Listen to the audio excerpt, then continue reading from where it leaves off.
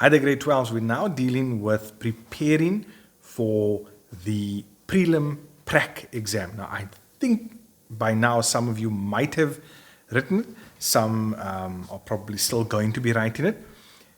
But the Prelim follows, and this goes for whether you are with the IAB or the DBE, it follows more or less the same pattern, right? So we know we're going to get a section, usually question 1, where they're going to be asking us things related to our general skills in the PC. Copying, pasting, sorting files, making files hidden or viewing hidden files. Maybe compressing a file, a folder, renaming something, anything like that. But my first tip for this whole prelim is please read the question. Just read the question, please, before you do anything. Also, you can start on any question you want to. So it's up to you. You know your strong points when it comes to the prac.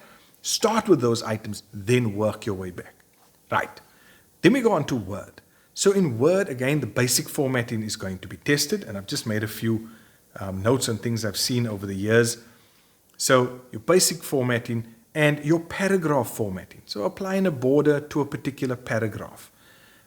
We found things like page borders, page numbers, headers, footers, bookmarks, citations. Those are things that come up often. So you want to be practicing those skills. And again, I've got all the videos for that.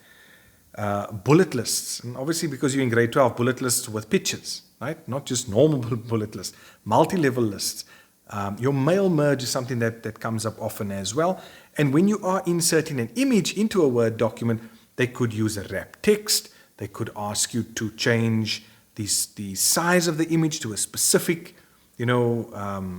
centimeter height, width, things like that. So those are the sort of common things that do come up. Your styles, and not just applying styles. Remember, you are in grade 12. It's modifying the style, then applying the style, and maybe only applying it to certain headings. So those are the kind of things that come up. You've built the skills in grade 10 and in grade 11. You're now applying it in a different scenario. Then when it comes to Excel, again, basic formatting, right? Plus. What else? You need to be able to still do conditional formatting. So please practice that, because sometimes they can go into a little more detail when it comes to what they want from you in the conditional formatting. Things like naming cells, naming cell ranges, inserting graphs, pivot tables, pivot charts, if that's what you've covered in your particular curriculum. Obviously, your formulas, your functions, your nested if is something that crops up, every now and then. Concatenate as well, but not just a concatenate. Please, you are in grade 12. I keep saying this. If you're going to get a concatenate, it's going to be concatenate with like left or right or upper, anything like that. So it's going to be a combination of things. Now, I want to give you a tip here also when it comes to Excel. If you can't remember how to do some of the other things that's required, let's take concatenate, for example. And they need you to, what does concatenate do? It joins things together. So you join in maybe 3 characters from this cell and you join in a couple of characters from that cell. If you can't remember all of that, at least go through the concatenate and get that right. We don't leave blanks. Again, we don't leave blanks, right? We attempt everything. So even if you just get the concatenate formula correct, those are marks. Even if you get concatenate and one of the items correct, like maybe a left from cell C3 and it's the first 3 characters, and you get that right, beautiful, get those marks. Don't leave blanks. Okay, right. So I've mentioned those things, the basic formatting. That's really it from Excel. I mean, the other things are all normal things like freeze panes, row height, adjusting columns, and then the various formulas. Now, you can use going up to the formulas tab, formula insert function, and then typing out whichever one you want. But if you are comfortable with remembering, all of those formulas, it's fine by you. I'm not that guy. I'm not that one. Okay. Then infamous Access. Okay, the one that everyone hates. So, with Access, we break it up into 4 things. Number 1, your tables. What do they really ask you in your tables? Well, Generally, in the data sheet view, it's more of, sort of formatting. So grid lines, alternate row color, maybe totals, things like that. In the design view, we look at the data types. We look at the properties. We look at the field size, validation rule and text, input mask, default value, required. Those are sort of the basics that do come up every now and then. And yeah, I mean, it will probably be in this exam as well, because it's a regular that rears its head. The second one is our queries. So with our queries, now the query, the form, and the report, I'll always advise my learners to go through the wizard, because most of what you need is found in the wizard.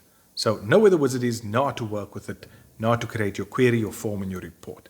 Your query's main thing is, once it's created, can you sort it? Can you apply a criteria to it? That criteria is where most of the marks lie. And then if you get the special one, which is a calculated query. Okay, but again, I've got videos on all these things. Then with your form, it's really just working in the different sections. So creating the form, then looking at the header section. Can you change the background color? Can you add a picture? Can you add text? Can you move things around? In the body, can you move things around? Can you add labels and text boxes? Okay, that's really what they mainly focus on in the form. And then in the report, they expect you to be able to do those things and be able to put a function in at the bottom. Sometimes, well, most of the time, grouping and sorting as well, and then changing the layout and things like that. So that's what you can expect as far as Access. So that was Word, Excel, Access, and your file management as well. And then last but by no means least, it is HTML. Okay, so yeah, HTML, fairly simple, because they base everything on what we've done in grade 11. So creating our website, putting all the different tags, your horizontal line, but the attributes to the horizontal line, right? A thick, short, red line. Maybe they want an image, inserting an image, but putting the image in a table. So creating the table, the border, putting an image in, aligning those things, right? Those are all the kinds of skills that you now need to exhibit. So like I said, images, tables, lists, hyperlinks is a common one. Now, the hyperlink can be to a file. The hyperlink can be to an external website. The hyperlink can be to another website that they've created as well.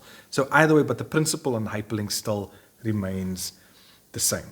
And grade 12s, that's it for your prelim prac. That's what I've seen that's come up over the years, that sort of rears its head every single time. And the only major difference is just how it is asked. Remember, you have the skills, but you need to think now. What is the question asking of me? What does the question require of me in order for me to take the skill I have and apply it and get my marks? So, all the best with your prac, prelims. Let me know how it goes. Also, let me know if there's anything you need with your PATs. I know some of you are still busy with your PATs. My learners are handing in this week. So, yes, I know that's a big stress ball that you're trying to get out of the way. But all the best with your prelims, and I know you'll do well.